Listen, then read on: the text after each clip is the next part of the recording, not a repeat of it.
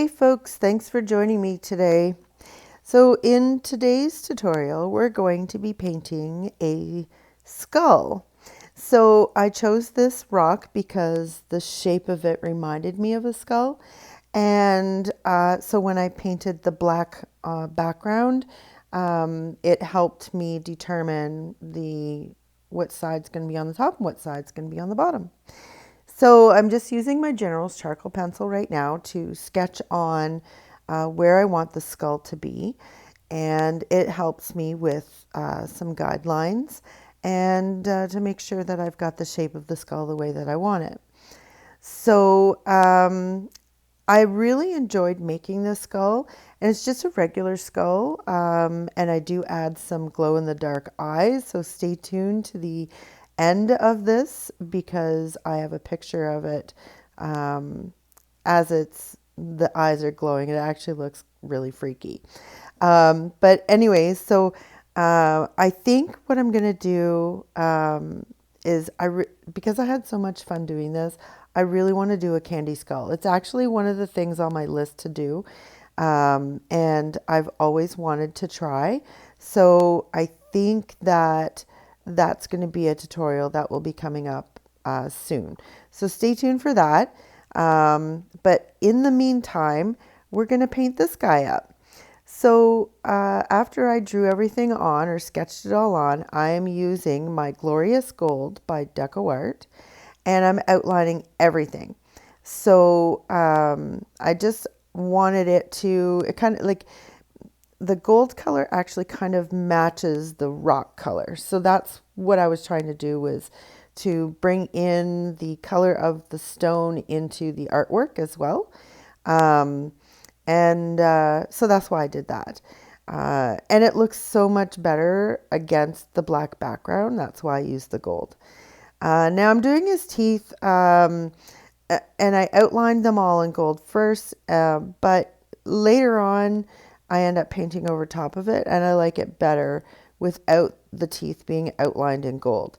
So, and I give this guy, he's kind of like a gangster, I guess, because I give him some gold teeth too. So you'll see that I'm adding a little bit of bling bling to this guy. He looks really happy, though. I have to say that for his skull, he's looking quite chipper. So anyway, so I'm now going in and I'm just filling in some of the black parts where maybe the gold paint had gone a little bit too thick, or I'm just painting over top of the charcoal marks or the chalk pencil marks. You can do it in multiple different ways. You can wait till your paint is dry and you can erase it with an eraser, or you can use a damp cloth and wipe it away, or just paint over top of it. So that's what I did this time, is I just painted over top of them.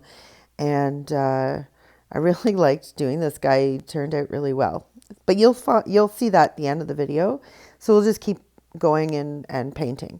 So as I'm doing these outlines here, just to sort of thin out the gold paint and redefine things, I just want to say thanks for joining me. I really am appreciative of you for joining me every time I post a video and coming and joining me to watch me paint. I really enjoy comments that are left. I really like seeing thumbs up. And that's the best way for you to show me that you enjoyed this video as much as I did putting it together for you. So make sure you give me the thumbs up. And if you haven't already, subscribe and ring the notification bell, because it'll let you know every time I post a new video. And I'm telling you folks, I've got a lot of really crazy things planned, and a lot of them are already in the works, and you don't want to miss any of that. So make sure that you get all of that housekeeping stuff done. It definitely helps me out to keep doing this and keep bringing some fun and quick and easy tutorials for everyone. So this is something I've really enjoyed doing. I'm now I guess I'm almost 3 years into doing this. This is crazy.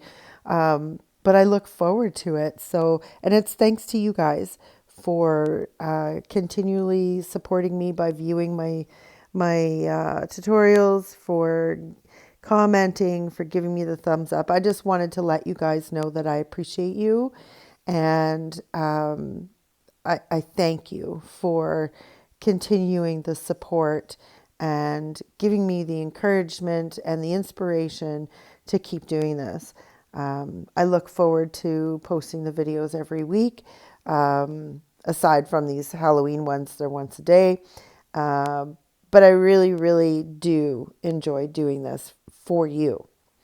And if there's any ideas that you want to see me paint, please leave me a comment, because I mean, I would love to be able to paint something that you want to see. I mean, I've been painting things that I want to do, but if you have an idea that you want to see me paint, I would love to hear it, because I would love to be able to paint something that you want to see me paint. So I'm up for any suggestions. I love challenges to figure out how to do things. Maybe there's a different type of background that you want to see me do, or maybe a different style of painting.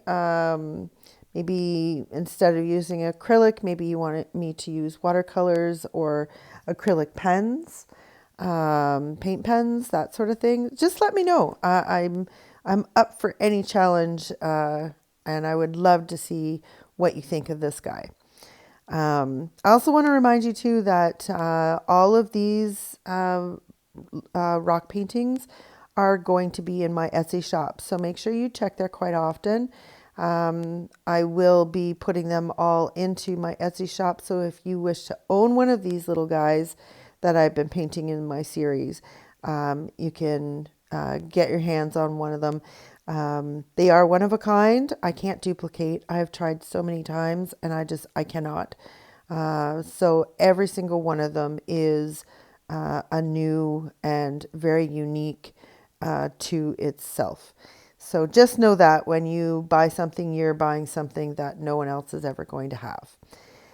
Okay, so enough with all that.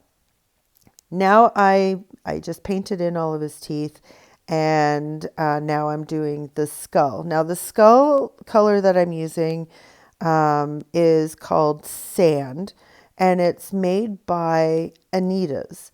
Now, I don't know if anybody remembers, but years ago when FolkArt painting was a big thing, like you did it on wood, Anita's paints were probably the most popular for doing specifically that.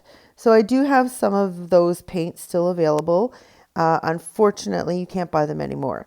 So this is called Sand. Basically, what it's like is a very, very dirty white.